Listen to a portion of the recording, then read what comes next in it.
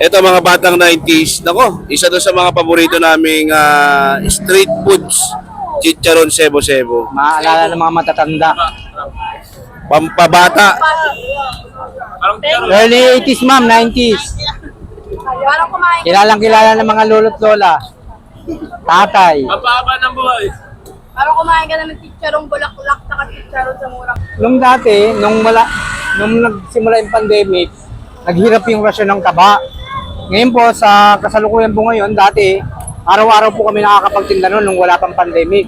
Ngayon, 3 times o 2 times na lang. Swertihan na lang yung makadalawa, 3 beses kasi isang linggo. Ngayon, bibihira nila Grabe kasi na, ganyan sir. no? Nakakuha na po kasi ng mga nagpapares, mami. Oo. Ngayon, yan, lugaw. Ito yung tropa, malayo pa lang, maaamoy mo na. No? So, sa mga batang 90s, alam na alam tong street foods na to. Yan, no? Ayun, suka ko. Yato, brotherhood.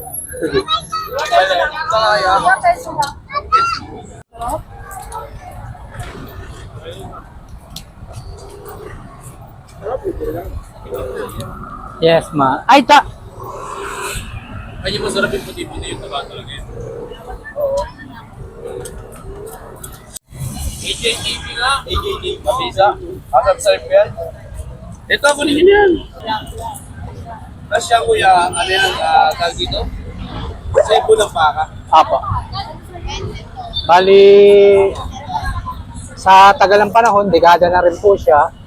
Ngayon po, naaalala pa rin po ng mga kabataan. 30 lang po.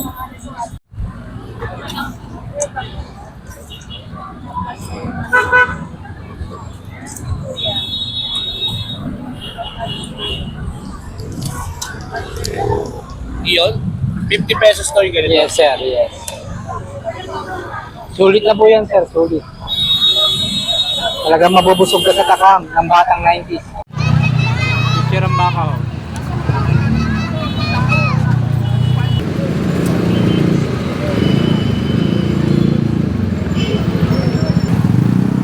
Sabi mo, ma'am, shoutout kay KTV.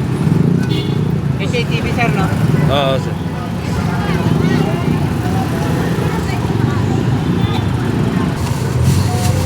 Ano kaya reaction? Tutog na ka namin. Ah,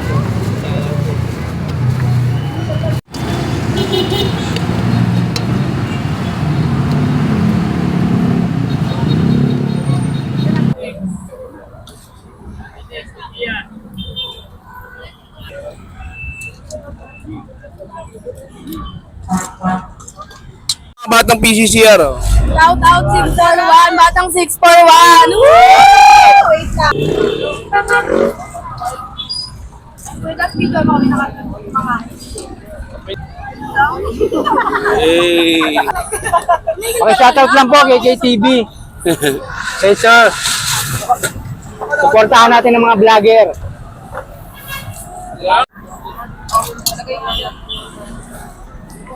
Ingat ka!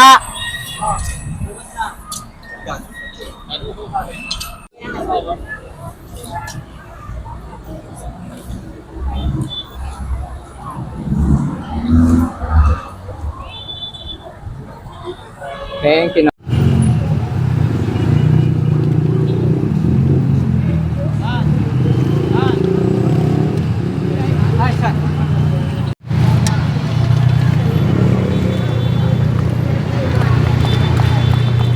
Ayan po, pinsan. kapinsan mo.